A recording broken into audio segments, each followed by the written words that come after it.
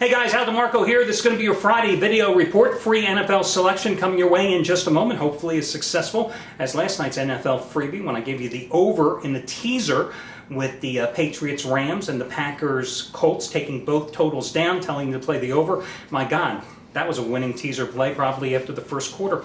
And both of those games, you talk about a couple of barn burners, that Packers-Colts game, that was worth your money for a preseason game. You don't see that too often, right?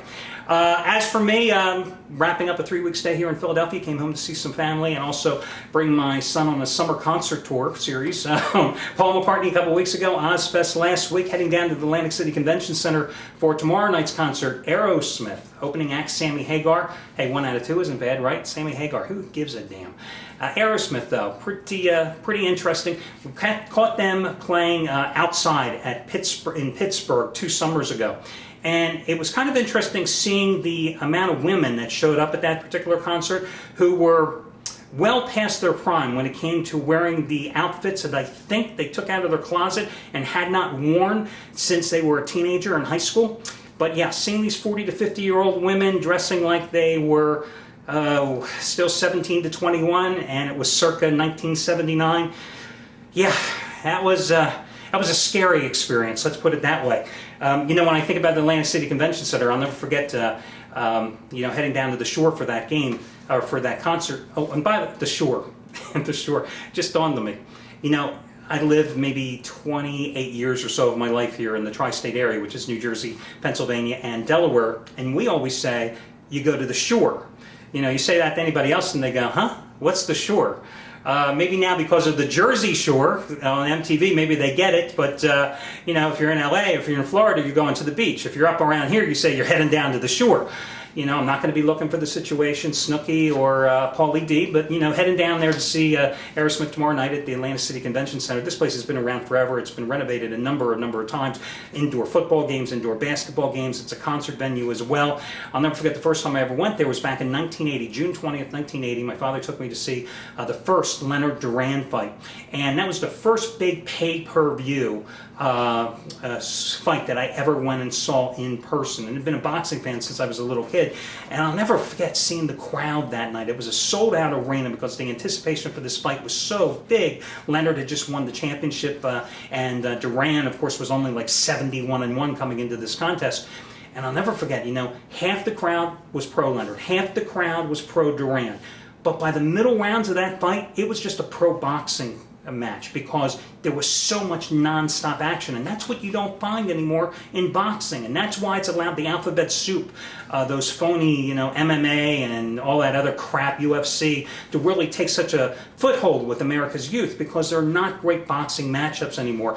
And in that fight, Angelo Dundee, the trainer for Leonard, you know, told him in advance that he should stick and jab and move and use his speed to stay outside.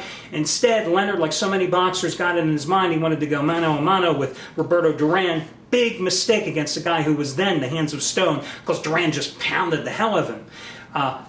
FYI, then of course a few months later, September, was the infamous No Mas fight in the rematch when Leonard heeded Dundee's advice, decided to stick and move, used his speed, stayed outside, and just flustered and frustrated Duran, who eventually gave up in that infamous, as I said, No Mas fight.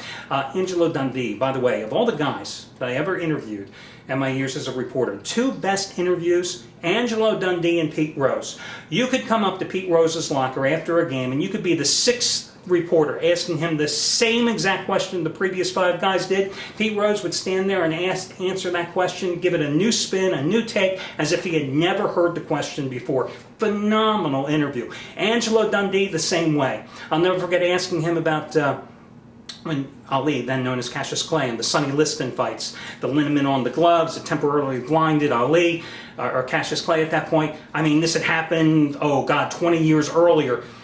He sits there, he tells you the story like it's the first time it had happened the night prior. And you'd ask Angelo a question, and 10.5 minutes later, you were ready to ask him the next question because he'd just talk and talk and talk. Just a phenomenal interview. So FYI, that's it. No more stories to tell you. Let's get to the football action tonight. Free pick coming up in just a moment. in football. 4 games scheduled tonight. First one, the Falcons at Miami. So tempting to take the Atlanta Falcons, but their offense did nothing at home against New England in a 28-10 loss as a 3.5-point home chalk 2 Fridays ago. Miami, meanwhile, really had it cranking against Jacksonville with 24 first-half points with Chad Henne and Chad Pennington both at the helm in that game.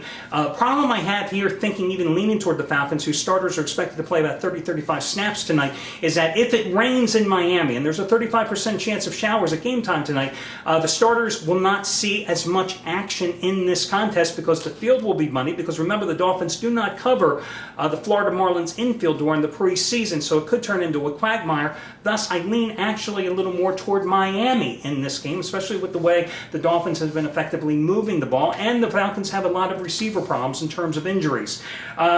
Your Saints San Diego game, that one I'm using as one of my premium picks tonight. I will tell you right now that the Chargers have played pretty damn well defensively so far in the preseason against the Cowboys and the Bears. They've given up an average of just 51 yards rushing per game, and those are 2 pretty good running teams. They've also revamped their defense. They're going for more an aggressive defensive style, more blitzes, looking to force turnovers. They have certainly, as a matter of fact, they have blitzed on 12 of 19 pass tries when the first team has been in there so far, and they've come up with 2 sacks and 2 knockdowns as well. They held the Dallas starters to just 49 net yards in that game against the Cowboys last week. Meanwhile, the Saints 1-1 so far in the preseason. Drew Brees is going to play into the second quarter, and then he's most likely going to give away to Patrick Ramsey tonight. Same formula last week. Instead of Patrick Ramsey, though, in that particular game, I can't even remember who the hell the third string. Chase Daniel, the former Missouri star, came in and led the Chargers to all those big points in their explosion at home against the Houston Texans as he threw for 182 yards and 3 touchdowns. Because, again, Sean Payton wants to give Patrick Ramsey, who's battling with Daniel for the backup quarterback job, a chance to play some with the first string. So that's why he's going to come in to the second quarter of this contest. Of course, Philip Rivers has an adequate backup as well, and Billy Volek, who has been around forever for them. For the free pick tonight, I'll tell you what, before I get to that, Jets and the Redskins. Tempting to take the Jets, but then you look at that 5.5 to 6 point number in this one. The Jets starters have only scored on 5 of their 9 drives so far this season. 19 points for the Jets starting offense in 2 preseason games and 3 quarters of action. Mark Sanchez 5 for 10 for 12 yards against the Panthers last week. Sean Green only averaging 1.7 yards per carry, and the offensive line gave up 2 sacks. The starting offensive line did. Rex Ryan wants to see some offense from his team here tonight. As for the Redskins, it would be popular to go against him tonight because Donovan McNabb is not playing. Rex Grossman is going to be starting, but let me give you this word of warning. Rex Grossman, 25 for 39, 335 yards and 2 touchdowns in preseason action so far, and Willie Parker is getting the start tonight at running back as Mike Shanahan has rotated starts among Clinton Portis, Larry Johnson, and now tonight it's Parker's turn, the former Steeler, who's had the best camp by far of any of the running backs. So, 5.5 points, that is a really difficult line there. Could be an upset like the way you had the Rams last night. I have no opinion on that contest. My free pick is going to be the Eagles in Kansas City. Philadelphia is a 2.5 point road favorite. But again, remember, Andy Reid, much like Bill Belichick, much like Mike Tomlin, does not put much stock in picking up wins and straight up in the preseason. The Eagles have had red zone difficulties.